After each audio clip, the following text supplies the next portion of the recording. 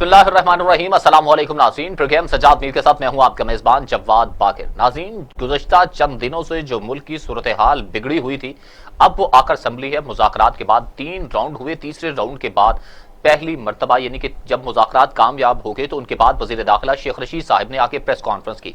उन्होंने कहा कि रियासत पूरी आबोताब के साथ कायम है। 30 दिन के अंदर पाबंदी के खिलाफ ये जो जमात है ये जा सकती है तहरीक लब्बैक, उस पर अपील कर सकती है, उस पर फिर एक कमेटी तश्कील दी जाएगी। जबकि दूसरी जानिब वज़ीर आज़म इमरान खान साहब ने यह वाज़ेह तौर पर कहा कि पाबंदी बरकरार है। आखिरकार बयानात में मुतजाद क्यों है, इसी से आज गुफ्तगू का आगाज करेंगे। हमारे साथ वीडियो लिंक पर हमें ज्वाइन किया हुआ है पाकिस्तान के नाम पर दानिश्वर कालमनगार तज्जियाकार सज्जाद मीर साहब ने। सज्जाद मीर साहब, ये जो बयानात आ रहे हैं, वज़ीर आज़म साहब कहते हैं कि अभी पाबंदी है वो बरकरार है, जबकि शेख रशीद साहब कहते हैं कि 30 दिन है, उसके बाद फिर कमेटी बनेगी। मामला तो उसी तरह से कॉम्प्लिकेटेड है। ये बयानात में मुतजादपन क्यों सामने आ रहा है? देखते शेख रशीद ने यह भी कहा कि रियासत कायम और दायम है। जी बिल्कुल। इससे उनकी क्या मुराद है, किसका वो रियासत कह रहे हैं जो कायम और दायम है और जिसकी वो तर्जमानी कर रहे हैं? इमरान खान तो हुकूमत की तर्जमानी कर रहे होंगे ना कि उनका इरादा नहीं है किसी को इनारत देने का, उनका इरादा नहीं है ये करने का, उनका इरादा नहीं है वो करने का, फिर वो कर देते हैं। क्योंकि रियासत को ये करना होता है, रियासत के मुफादात और होते हैं, रियासत का गौर फिक्र और होता है, वो मामले को और तरह देखती है। ये फिक्र मेरे तंज़र न समझे, बल्कि गौर करने की बात है इस वक्त। सही भाई आपने किया क्या है? एक तरफ तो आपने ऐलान कर दिया, धड़ाधड़ ऐलान कर दिया, फौज कशी कर दी। फौज कशी में वैसे मानो मैं कह रहा हूं कि चढ़ाई कर दी, उन पे रेंजर्स जा रहे हैं, पकड़ लिए लोग, 4 लोग बनवा भी दिए, पता नहीं और क्या, कितनी लाशें गिरी होंगी, कितनी नहीं गिरी होंगी। लोग तो बहुत सी बातें करते हैं, हम कुछ नहीं करते, लेकिन ये कि अच्छी खासी लाइन आगे की सिचुएशन पैदा कर दी और आखिर में ये भी कह दिया कि हमने पाबंदी लगा दी है, गैर कानूनी है, दहशतगर्द है, वगैरह वगैरह, और इससे कोई बात नहीं होगी, इन पर पाबंदी लगेगी, ये इलेक्शन भी नहीं लड़ सकेंगे, कुछ भी नहीं कर सकेंगे। सब कुछ किया आपने ना, और फिर आपने कहा कि मुज़ाकरात हो रहे हैं इनके साथ। तो भी आप तालिबान के साथ अमेरिका के मुज़ाकरात, ये क्या थे? वो क्या नक्शा है जिसको आप मुज़ाकरात का नाम दे रहे हैं? और पहले सूबाई हुकूमत लगी, फिर वफाकी हुकूमत लगी, फिर उन्होंने कहा कि एक वजीर का कहा कि इसको भी फारग करो, शेख रशीद को। फिर खैर शेख रशीद ने ऐलान किया। ये सारा कुछ हो क्या रहा है ना जी, पता नहीं चल रहा। अच्छा, जो पता चल रहा है वो लब कुशाई नहीं की जाती या नहीं की जा सकती, लेकिन लोग समझ रहे हैं कि मामला क्या है, किस्सा क्या है। इस तंजीम को रगड़ा देना तो मकसूद था शायद, लेकिन इसको पूरे अरीना से, अखाड़े से, मैदान से बाहर करना मकसूद नहीं है। जिसका मैं MQM के बारे में कहा करता हूं, तो उसका बहुत से काम लिए जाने थे, लिए जाते रहे। कभी स्प्रिंटर ग्रुप का कुछ जाता था, कभी वो हुकूमत के अंदर आते थे, कभी बाहर चले जाते थे, फिर दोस्ती हो जाती थी, मुज़ाकरात करने वाले जाते थे, मुज़ाकरात करने वालों की चौधराहट आती थी सामने, और फिर वो दोबारा हुकूमत में शामिल हो जाते थे। पीपल्स पार्टी और MQM ने तो इस तरह के कई लंबे खेल खेले 10-12 साल तक, कि वो हुकूमत में भी है और अपोजिशन में भी है। सही। वो ANP और MQM, सोचने की बात है कि तीनों में क्या कदर मुश्तरक के साथ पीपल्स पार्टी, MQM और ANP कराची की तीनों स्टेक होल्डर गिनी जाती थी इस जमाने में। मैंने उन्होंने कहा कि जमात इस्लामी को स्टेक होल्डर न समझे, JUI KUP को स्टेक होल्डर न समझे, इनको समझे। क्या हुआ? उनको आपने अलग पेशकश कर दिया, तो नतीजे के तौर पर बाकी जो पार्टी थी वो किस तरह लेकर आप आगे चले गए। वो कभी आप उनके साथ आप बात करते थे, वो ठीक हो जाते, आप बात नहीं करते थे, वो अकड़ जाते थे। सही। ये जो ग्रुपों की जोड़ तोड़ लेन देन का ये सिस्टम है, ये न समझ आने वाली बात है। और हुकूमत अब इस पार्टी के बारे में आज से नहीं है। जब उन्होंने फैजाबाद में धरना दिया था तो लोगों को याद होगा कि उसके क्या नतीजे निकले थे, और वो किसी के काबू में नहीं आता था। सही। एहसन इकबाल कोई कमजोर वजीर दाखिला तो नहीं होंगे ना शेख रशीद से ज्यादा, वो हेल्पलेस थे, लेकिन शेख रशीद तो इस तरह शेर बने हुए हैं जैसे अपनी ताकत के जरिए इनको कुचल रहे हैं। ये सारे कुचलने तो अमस का नतीजा क्या निकला है? अच्छा, नतीजा क्या निकलेगा ये तो कुछ भी कहना कबल इस वक्त होगा, मगर मीर साहब कैसे देखते हैं कि पीपल्स पार्टी का आपने जिक्र किया, ANP का किया, MQM का जिक्र किया, तो ये सफीले मामले में پیپلز پارٹی نون لیگ کے ساتھ سٹینڈ کرے گی یا کہ اسی طرح کرے گی جیسے کہ انہوں نے گزشتہ کیا کہ غائب ہو گئے اجلاس سے غائب ہو گئے پارلیمان کے؟ جو یہ پیپلز پارٹی ایسی کرتی ہے ایسے کرے گی. ویسے میرا خیال ہے مسلم لیگ نون بھی نہیں چاہے گی کہ فرانسیسی سفیر کو جو ہے ملک بدل کیا جائے اور کچھ طرح کی بات بھی کرے گی. وہ بھی محتاط رویہ اختیار کرے گی, ایک سمجھدار پارٹی ہے. لیکن بہت سی باتیں ہیں جس کی وجہ سے حکومت سے نالا بھی ہے, ان کا مقابلہ کرنا چاہتے ہیں. صحیح. دیکھو نا, غریب بات ہے نا, آپ نے جس طرح معاملے کو لائے کہ جی معاہدہ ہو گیا اور ہمارا ممبر یہ پارلیمنٹ میں پیش کیا جائے گا, ایک معاہدہ آپ نے گڑا ایک ممبر کے سپرد کیا کہ تم پیش کر دو. صحیح. بھائی میں نہیں کہتا کہ ان کو پیش کرنا چاہیے تھا کہ نہیں پیش کرنا چاہیے تھا, لیکن اس انداز سے آپ مذاق اڑا رہے ہیں اپنے معاہدوں کا بھی. ایک تو آپ نے معاہدہ کیا, یہ غضب کیا, پھر معاہدہ کرنے کے بعد غضب اس لیے کیا کہ پہلے آپ بین کر چکے انہیں. یہاں پہلے وہ حرکت نہ کرتے, ان سے بات چیت کرتے, کہتے ہم مذاکرات کر رہے ہیں اور ان کو راست پہ لاتے. انہوں نے آغاز تو نہیں کیا, آغاز تو آپ نے کیا جب ان کو گرفتار کیا صاحب کو, اور یہ کہا کہ انہوں نے پلان کیا تھا اسلام آباد آ رہے تھے. اور اسلام آباد آنا کوئی بہت بڑی بات تھوڑی ہے یار. حکومت بھی تو آئی تھی نا, یہی حکومت کہتی ہے 126 دن کا دھرنا دیا تھا ہم نے. بالکل. اچھا, اسی پر میر صاحب اسی پر گفتگو کرنے کے لیے ہمیں تجزیہ کار آغا مسعود حسین صاحب نے جوائن کیا. جی آغا مسعود صاحب, کیسے ہیں آپ آغا صاحب؟ میں بالکل ٹھیک ہوں. السلام علیکم. روزے کیسے جا رہے ہیں آپ کے؟ وعلیکم السلام. بس اللہ کا شکر. بالکل بالکل بالکل, آپ دعا میں شامل ہیں. حکم کریں سر. آپ سے یہ بتائیے گا کہ یہ جو پاکستان کے ساتھ ہماری حکومت جو رویہ اختیار کر رہی ہے, کبھی اس سے مذاکرات کرتی ہے, کیا لگ رہا ہے آپ کو, کیا ہو رہا ہے؟ یہ سمجھتا ہوں کہ جو موجودہ حکومت ہے یہ بڑی کنفیوزڈ حکومت ہے. ابھی دیکھیے ان کا جو بیان آیا ہے, جو سارے اخبارات میں لیڈ چھپی ہے کہ ہمارے اور تحریک لبیک کے جو مقاصد ایک ہی ہیں لیکن حکمت عملی مختلف ہے. تو جب یہ جو جملے آپ کہہ رہے ہیں تو پھر اس قسم کا پھر آپ پابندی کیوں عائد کر رہے ہیں؟ آپ مذاکرات کرتے, آپ بات چیت کرتے, بات کو آگے بڑھاتے, لیکن یہ کہ آپ کے سامنے کوئی میرا خیال اگر مقصد ہوتا تو یہ صورتحال نہیں ہے. بتائیے کتنے 5 پولیس والے بیچارے اپنی جان سے گئے, 800 سے زیادہ لوگ زخمی ہوئے. یہ کیا منظر گیا. پھر دوسری بات یہ کہ پاکستان میر صاحب پاکستان جو ہے نا بہت سخت نرغے میں دشمنوں کے ہے نا, بیرونی دشمن بیٹھے ہوئے ہیں, اندرونی دشمن بیٹھے ہوئے ہیں. میں یہ بتا رہا ہوں کہ عمران صاحب جو ہے نا وہ بہت کنفیوزڈ ہے. میں معافی چاہتا ہوں, وہ ہمارے ملک کے وزیر اعظم ہیں, لیکن یہ کہ ان کو اپنے ساتھیوں سے مل کے کوئی ایک اچھا لاہ عمل اختیار کرتے, وہ لاہ عمل اختیار کرنے میں وہ ناکام رہے. اور اب میں سمجھ رہا ہوں کہ اب ان کو جب یہ بات پارلیمنٹ میں آ گئی ہے اور پارلیمنٹ میں ہر نقطۂ نظر سے اس پر گفتگو کی جائے گی تو میں سمجھتا ہوں کہ ایک اچھا اثر پڑے گا. اور میری اپنی ذاتی رائے ہے کہ پارلیمنٹ میں خاصے سمجھدار لوگ ہیں, وہ ملک کے حالات کو دیکھ کے اور ان سب چیزوں کو جو اس وقت نظر آ رہی ہیں, میں سمجھتا ہوں کوئی اچھا فیصلہ کریں گے اور وہ فیصلہ پاکستان کے حق میں ہوگا. اور جو بھی مطلب یہ کہ قوتیں مطلب یہ کہ چاہ رہی ہیں کہ پاکستان کے اندر انتشار ہو, وہ یقینی طور پر یہ ہے کہ وہ کامیاب نہیں ہو سکیں گی. اور جب پارلیمنٹ کوئی فیصلہ کرے گی تو میں سمجھتا ہوں کہ عمران صاحب اور تحریک یہ سب اس کو قبول کریں گے. بالکل درست کہہ رہی ہیں, لیکن پارلیمنٹ تو بس بات پہ بدندہ ہے کہ یہ کیا چکر ہے. آج مذاکرات, کل پابندی کے بارے میں اب پھر آ رہا ہے کہ پابندی ختم کی جا سکتی ہے, دوسری طرف کہا جا رہا ہے ختم نہیں کی جائے گی. کہا جا رہا ہے حکومت پنجاب درخواست کرے گی, پھر یہ ڈرا کی جائے گی کورٹ سے, اس کا قانونی پروسیجر ہے وہ ادا کیا جائے گا اور قیدی چھوٹ, یعنی ہر وہ بات کہی جا رہی ہے جو کسی ایک فریق سے مذاکرات کے بعد طے کی جاتی ہے. بہت میر صاحب بہت عمدہ بات ہے. دیکھیے میں یہ سمجھتا ہوں کہ دیکھیے یہ جو پابندی عائد کرنا, یہ کرنا, ایک زمانے میں مولانا مودودی کی تحریک پہ بھی پابندی لگی, اور بھی چیزوں میں پابندیاں لگی.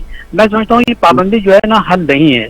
حل یہ ہے کہ انسان جو ہے نا بیٹھے اور ایک دوسرے کو سمجھائے کہ ہم کن حالات سے گزر رہے ہیں, مسلمانوں کی پوری اجتماعی صورتحال دنیا بھر میں کیا ہے, کس طریقے سے ہم اس مغرب کا مقابلہ کر سکتے ہیں, اور مغرب کس طریقے سے جو ہے ہمیں روندنا چاہتا ہے, ہم کس طرح اس طرح بچ سکتے ہیں.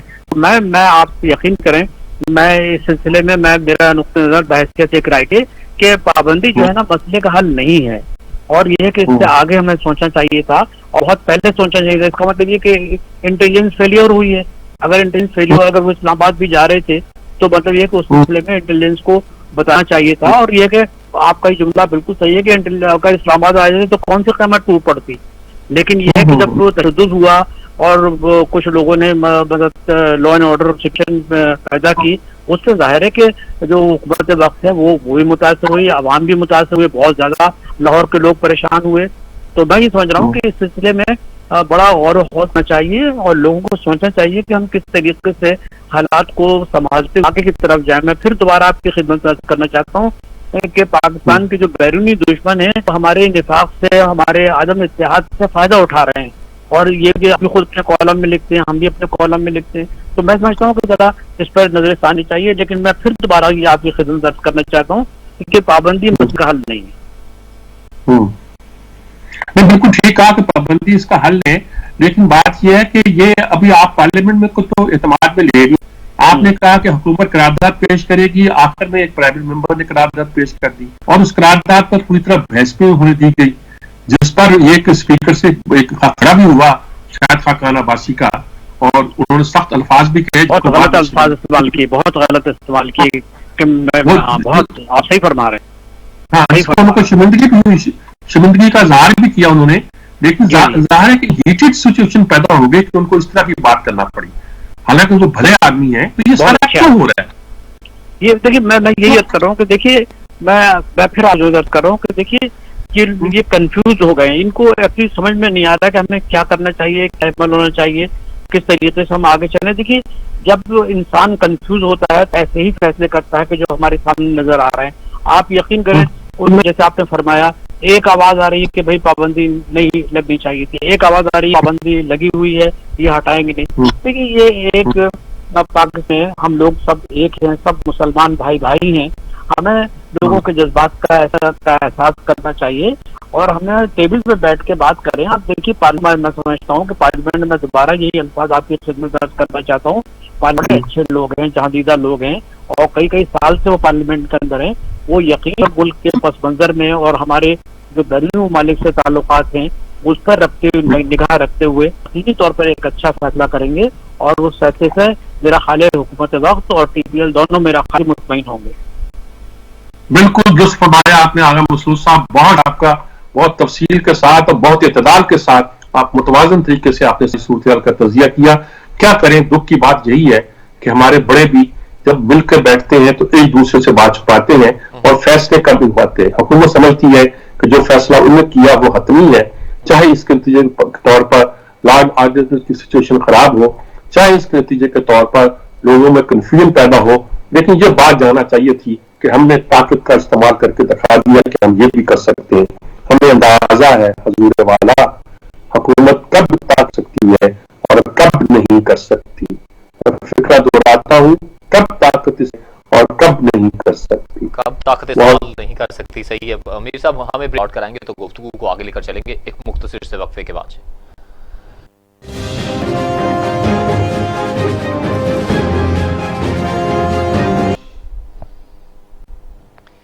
Welcome back. میر صاحب, آج نا وزیر اعظم عمران خان صاحب نے نوشہرہ میں ایک تقریب سے خطاب کرتے ہوئے کچھ باتیں کہی ہیں جن میں سے میں ایک دو پوائنٹ آپ کے گوش گزار کرنے لگا. انہوں نے شوگر مافیا کے خلاف ایکشن لو تو کہتے ہیں کہ ہم خاص ہیں, شوگر مافیا مہنگی چینی بھی بیچتے ہیں اور ٹیکس بھی نہیں دیتے. کیا دیکھتے ہیں یہ کن لوگوں کے بارے میں وزیر اعظم عمران خان صاحب نے اشارہ کیا؟ وہ جس کے خلاف ہو جائیں, جس کے پیچھے پڑ جائیں اسے گویا مافیا قرار دے دیتے ہیں. شوگر جو ہے اس کے مسئلے میں بہت سی گڑبڑ ہوئی ہے. اس میں یہ بات بھی درست ہے کہ اس میں ہر پولیٹیکل پارٹی کے لوگ شامل ہیں, زرداری بھی ہیں, ترین بھی ہیں, سبھی لوگ شامل ہیں. اور جنہیں اس صنعت کو پھلنے پھولنے دیا ہے اس میں کوئی ٹریڈیشنل قسم کے طرح کیپٹلسٹ نہیں آئے, انٹرپرینور نہیں آئے, بلکہ ایک نئی کلاس پیدا ہوئی ہے. سیاست کرتی ہے اور گنا بیل کر لوگوں کا خون چوستی ہے اور پیسے کماتی ہے. اس پوری انڈسٹری نے ہماری ٹیکسٹائل انڈسٹری کو تباہ کر دیا. جہاں کاٹن ہوا کرتی وہاں شوگر کین ہونے لگے, ہماری سڑکوں پر ٹرکوں کے رش لگ گئے. ہم نے سب کچھ برداشت کیا, کیا ملا؟ نہیں چینی. ٹھیک بات. گندم کا کیا ہوا؟ ہم सरप्लस हुआ करते थे। ये कौन सा माफिया आया कि गंदम भी आप पूरी पैदा नहीं कर पाए? तो पता तो चलो ना क्या कर रहे हैं आप। सही। कपास जो थी वो आपकी आधी रह गई है। आप दुनिया में सबसे ज्यादा जो थे कम्पिटेटिव थे टेक्सटाइल इंडस्ट्री के बारे में। आपके पास ऐसी होती थी कि 64 बिलियन डॉलर का कारोबार करते थे टेक्सटाइल के लिए, कपास बेचकर, सूट बेचकर, कपड़ा बेचकर, गार्मेंट्स बेचकर कुछ 16 बिलियन का आप कारोबार करते थे। तब आपकी एक्सपोर्ट 24-25 बिलियन से ज्यादा नहीं पड़ती थी। एग्रीकल्चर में बिलियन और थे। एग्रीकल्चर से जो आते थे वो चमड़े की सनत की और चावल वगैरह के वाले से आते थे। 18 अरब से ज्यादा पैसा जो था हमारी एग्रीकल्चर से आता था, आपने वो तबाह कर दिया। गन्ने को आपने चलने नहीं दिया, उसके एटीएम से आप पैसे निकालते रहे, खाते रहे। सही। अब ये इस नॉन सीक्रेट कि बनीवाला का खराजात जो थे वो ये बर्दाश्त करते थे। पार्टी में ऐसे होता भी है, कोई ऐसी बात नहीं है कि तय करना चाहे कि ये हमारा जो सरबराह है वो ही काम नहीं करेगा। मिसाल के तौर पर वो क्रिकेट पे कमेंट्री करते तो करोड़ों रुपए कमा लेते हैं, वो नहीं करेंगे, किसी इश्तिहार में नहीं आएंगे, एक लीडर के तौर पर काम करेंगे और उसके बदले में उनके अखराजात बर्दाश्त करेगी। और पार्टी में फिर एक आदमी बर्दाश्त कर रहा है या दो रहे, ये सारी एक कहानी है जिसने ये साबित कर दिया कि ओवरऑल इसका नुकसान होता है, फायदा नहीं। अच्छा अमीर साहब, ये तो तमाम बातें हो गई ना कि शुगर माफिया के खिलाफ उन्होंने कहा एक्शन लो, तो वो कहते हैं जी कि हम खास है। ये तो बात वजीर आजम साहब ने कह दी। तो दूसरी जानिब जहांगीर तरीन के मामले को लें तो जहांगीर तरीन ने भी प्रेशर बिल्ड करने के लिए कहते हैं या अपनी स्ट्रेंथ शो करने के लिए वो जाते हैं, पेशी पर जाते हैं, तो वो अपने साथ 20-21 लोग ले जाते हैं। कौमी असम्बली होते हैं, कुछ सूबाई असम्बली होते हैं। तो उसके बाद खत लिखा जाता है, खत के बाद वजीर आजम साहिब को इंडिया भी दे देते हैं, मुलाकात भी होनी होती है। तो क्या जहांगीर तरीन साहिब को ग्रीन सिग्नल दे दिया गया है? नहीं, देखिए ये भी कंफ्यूजन है। प्रेशर तो बिल्ड हो गया ना। एक तरफ आपने कहना है कि हम माफिया को छोड़ेंगे नहीं।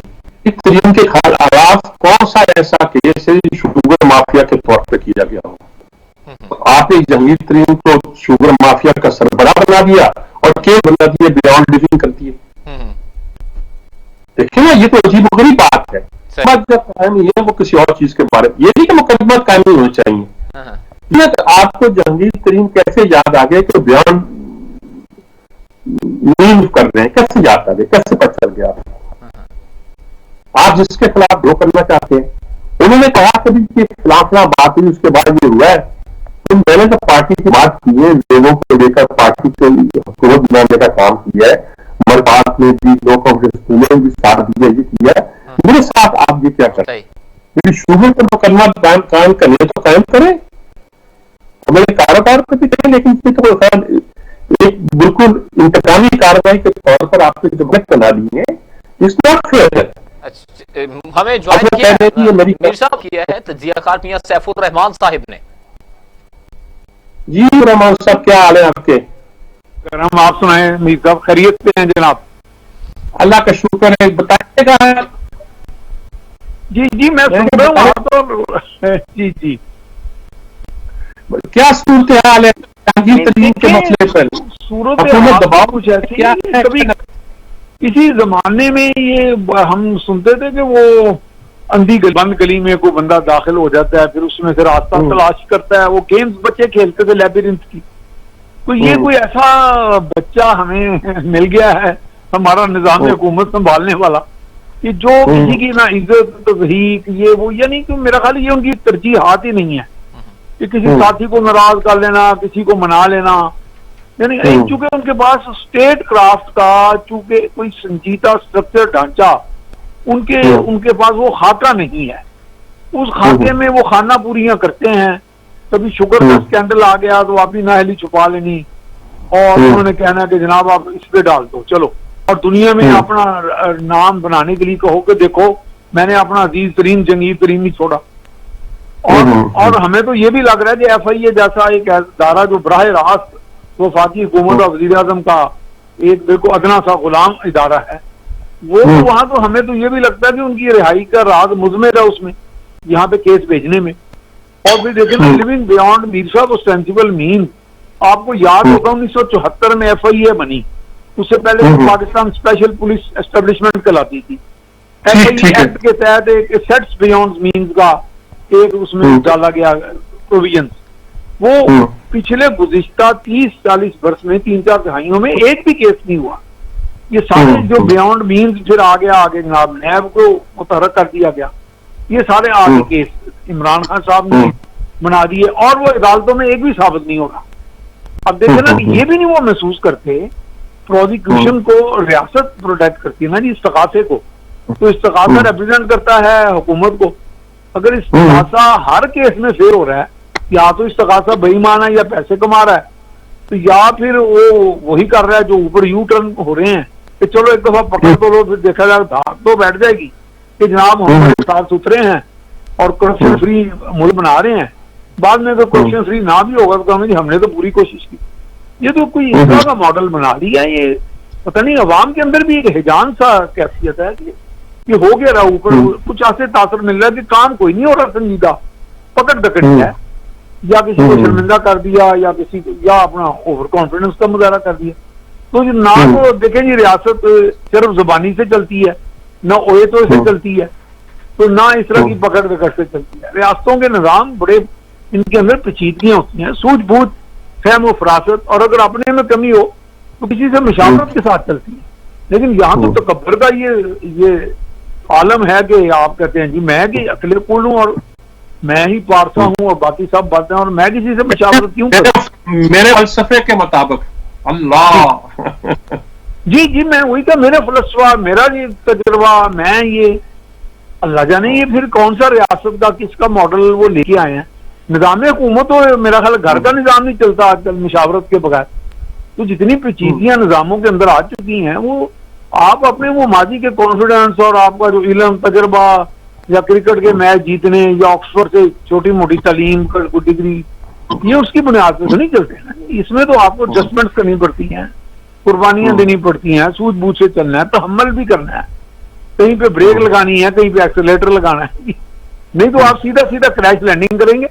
जो आप अकेले कर लेते तो बेहतर था, कौम को भी क्रैश लैंड करा रहे हैं आप, ये तो कौम को क्रैश लैंडिंग की तरफ ले जा रहे हैं ना। ये तो बड़ा अफसोसनाक सूरत है। ऐसे में क्या हो सकता है, ये लोग भी ताकतवर तो हैं, इनकी होल्ड है, एमएलएज हैं, एमपीएज इनके साथ हैं, उन्होंने स्ट्रेंथ भी शो कर दी है। ये तो लगता है कि आप हुकूमत को दावत दे रहे हैं कि कुछ कर लो, हम तुम्हारी ऐसी कर देंगे, और ये लोग कहते हैं कि भी हम मुंतखब लोग हैं, हम भी आपको ताकत दिखा देंगे। क्या क्या बनेगा? नहीं देखिए अपनी जब आप लोगों को इस तरह छेड़ेंगे तो वो फिर अपनी कीमत भी लगवाएंगे, अपनी बार्गेनिंग पोजीशन में भी आएंगे, और अगर आप वहां भी बार्गेन करके तो टीएलपी वाला हाल करेंगे तो मेरा ख्याल तो आप तो वाकई मुल्क में 50-60 प्रेशर ग्रुप्स बना देंगे बड़े बड़े।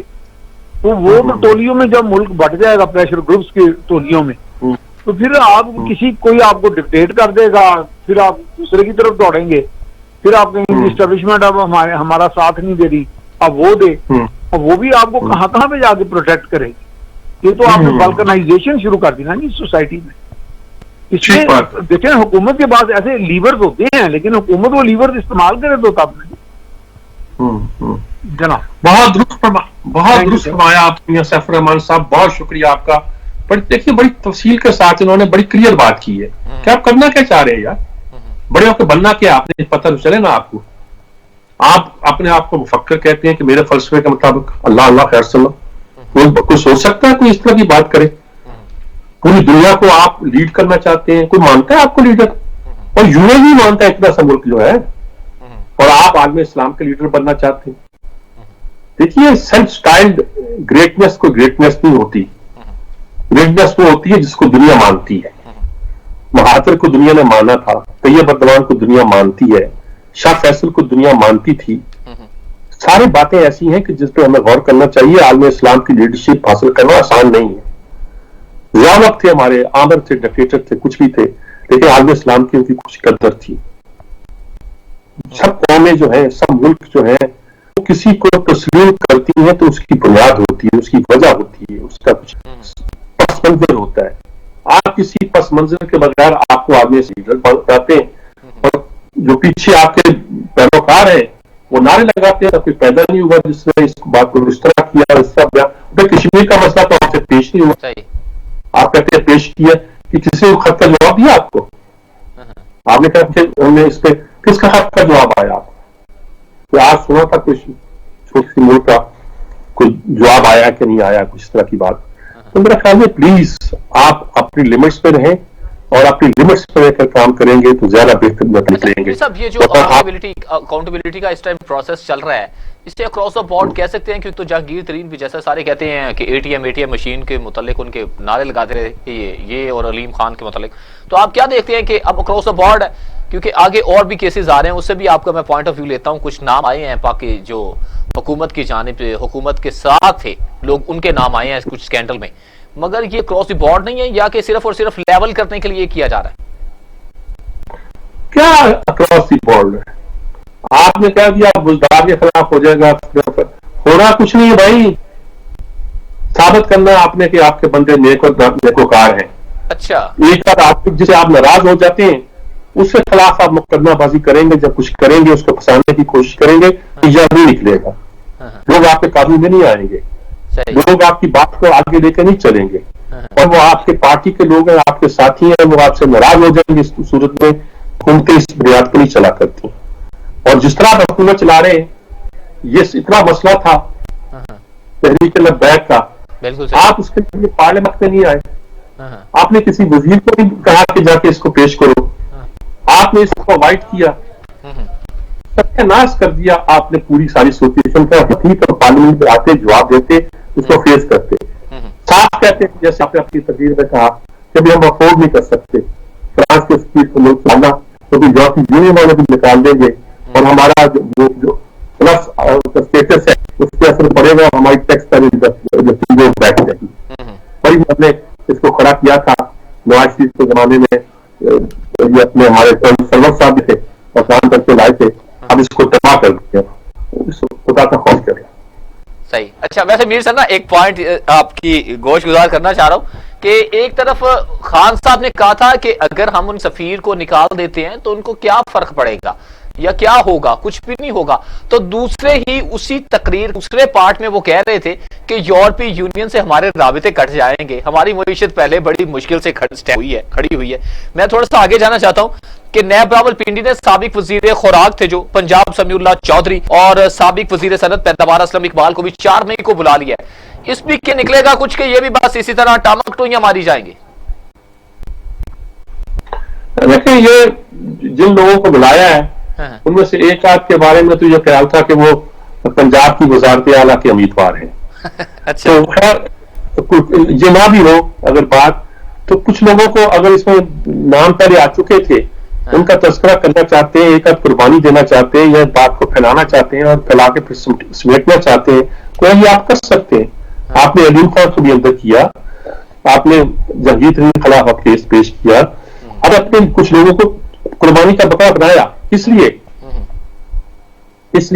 کہ بزدار کو بچا سکے. صحیح. بزدار کو کیوں بچا رہے ہیں یہ میں نہیں سمجھ سکا. میں سمجھ سکا ہوں تو بیان کرنے کی پوزیشن میں نہیں ہوں، میں پوزیشن میں ہوں بھی تو بیان نہیں کرنا چاہتا. تو بھائی یہ ذرا سوچ سمجھ کے بات کو آگے بڑھائیں، سوچ سمجھ کے بات کو لے کے چلیں. اس طرح صورتحال جو ہے قابو نہیں آیا کرتی. صحیح. مجھے بریک پر میر صاحب بریک پر جانا، بریک سے لوٹ کر آؤں گا تو آگے ایک اور بھی سٹوری ہے، اس پر پوائنٹ آف ویو آپ کا لیں گے ایک مختصر سے وقفے کے بعد.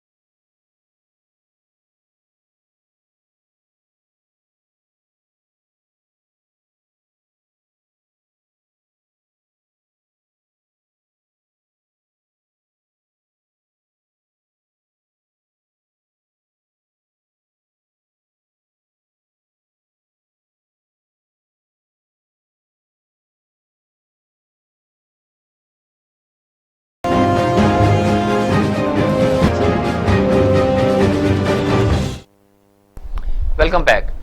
میر صاحب, جسٹس قاضی فائز عیسیٰ صاحب کا کیس چل رہا ہے جو کہ سامنے آپ کے بھی سامنے ہے تمام کہانی ہے. اس کے بعد ایک خط ہے جو کہ طاہر اشرفی صاحب کے پاس گیا, اس کو وہ بھی پھیرایا آپ کے سامنے.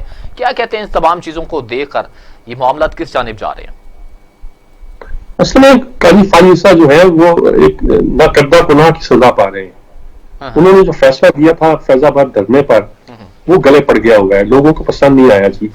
نہ حکومت کو پسند آیا ہے, نہ ہماری ریاست کو پسند آیا, نہ چودھری نثار کو پسند آیا تھا, نہ ہمارے اداروں کو پسند آیا.